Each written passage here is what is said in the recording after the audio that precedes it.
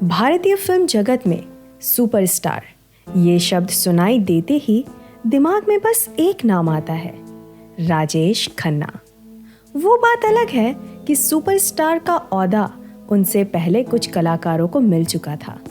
सलमान खान के पिताजी सलीम खान ने ये तक कह दिया था कि जो स्टारडम और प्रसिद्धि राजेश खन्ना को मिली वो ना किसी को मिली थी और ना ही किसी को मिलेगी। राजेश खन्ना साहब का आज जन्मदिन है। लगभग एक दशक पहले इस महान हस्ती ने दुनिया से विदाई ले ली थी। उनकी मौत की खबर सुनते ही अमिताभ बच्चन अपने घर से पैदल चलते हुए निकले थे।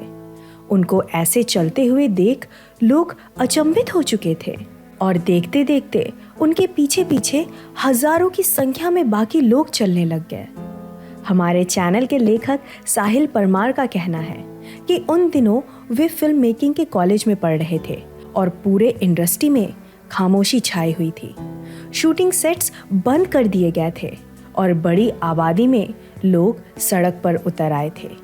राजेश खन्ना साहब के साथ सैकड़ों कंट्रोवर्सी जुड़ी हुई है, पर वे बड़े ही जिंदा दिल वाले इंसान थे। वे हर किसी के साथ अच्छी तरह से बर्ताव करते थे।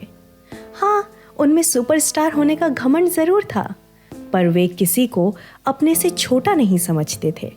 उनका शर्मीला स्वभाव देखकर अभिनेत्रियां चकित हो जाती थीं। हम सब जानते ही हैं कि उनके जीवन में बहुत सारी लड़कियां आई, पर शादी तो उन्होंने डिंपल कपाड़िया से की।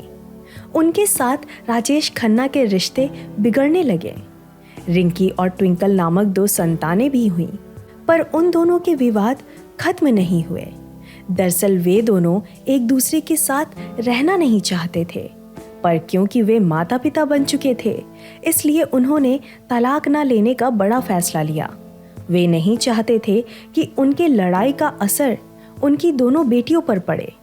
राजेश खन्ना बीवी से नाराज थे, पर उन्होंने अपनी दोनों बेटियों को अपने प्यार के दामन से सदा बांध कर रखा। आपको बता दूं कि राजेश खन्ना ने अपनी जायदाद बेच दी थी, फिर भी उन्होंने अपनी बेटियों के लिए प्रॉपर्टी बचा कर रखी हुई थी। उनके गुजर जाने के बाद उनकी बेटियां ही इतनी सारी जायदाद की मालकिन हैं। दूसरी ओर उनकी पत्नी डिंपल कपाड़िया तो उनसे पूरी तरह से अलग रहने लगी थी। आखिरी दिनों में राजेश खन्ना मानसिक तनाव के कारण बीमार रहने लगे थे।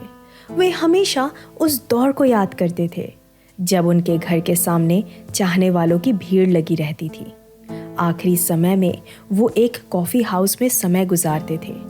कांच की दीवार के बाहर गुजरती हुई गाड़ियों को कई घंटों तक वे देखते रहते थे और उन दिनों के बारे में सोचते रहते थे जब उसी जगह चाहने वाले लोग आकर उनसे ऑटोग्राफ लेते थे।